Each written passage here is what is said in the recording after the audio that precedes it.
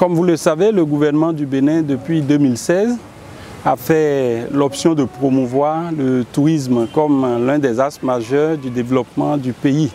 Et il a traduit dans le programme d'action du gouvernement par des projets phares qui visent la rénovation ou la construction de musées dans les villes à vocation touristique telles que Abomey, Ouidah et Porto Novo.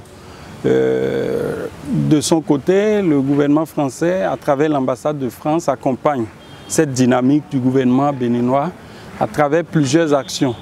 Nous savons tous l'aboutissement en novembre de la restitution des 26 œuvres, mais autour de cet événement majeur, nous avons donc d'autres projets qui concourent à renforcer cette coopération patrimoniale, culturelle et muséale que le gouvernement français apporte au gouvernement béninois. Donc nous avons d'autres projets. C'est au titre de ces projets qu'il y a le projet des sites et des musées pour le développement des territoires.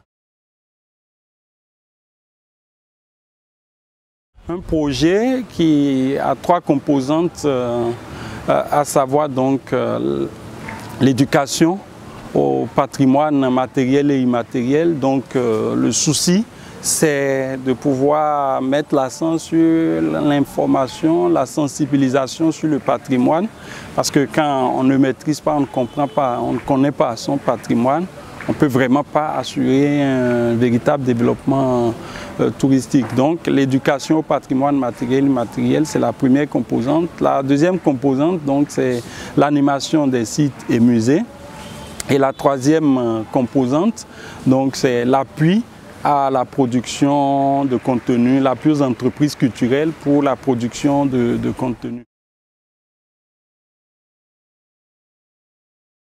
Et le projet se déploie à travers un ensemble d'acteurs. Donc d'un côté, nous avons des ONG, de la société civile, qui sont donc porteurs de projets dans les trois villes dont nous avons parlé.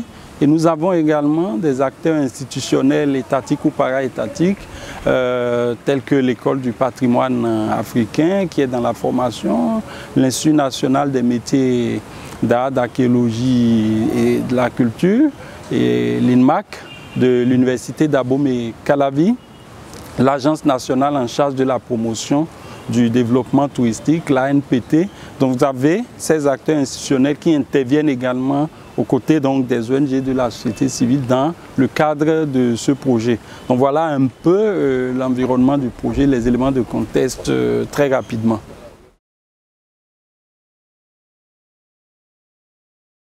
La deuxième année du projet se poursuit d'abord avec l'ensemble des acteurs dont je viens de parler et qui vont continuer leur action dans le domaine de la sensibilisation, de l'information au patrimoine, dans le domaine de l'animation des sites.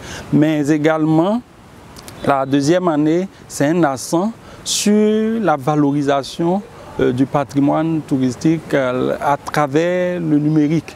Donc nous avons des projets qui vont travailler à développer des jeux vidéo. Vous savez, les jeunes sont surtout visés par rapport aux soucis de sensibilisation à la question du patrimoine, parce que les jeunes, c'est l'avenir, comme on le sait. Et donc les jeux vidéo vont être un des éléments intéressants de cette année 2. Donc il y aura un développement de jeux vidéo autour de la question du patrimoine et de la culture. Nous avons le projet Bus numérique qui permettra d'atteindre les jeunes aussi bien en milieu urbain qu'en milieu rural par rapport à la question du patrimoine, de la culture. Et nous avons surtout, et ça il faut insister là-dessus, l'initiation d'une plateforme culture et patrimoine.bj et qui permettra d'offrir un espace collaboratif aux différents acteurs du projet, mais au-delà, aux différents acteurs du milieu culturel qui pourront se saisir de cette plateforme pour échanger, pour valoriser leur production, pour découvrir aussi ce que les autres font. Donc il y a l'animation de cette plateforme qui est au cœur de ce qui est en train de faire dans l'année 2.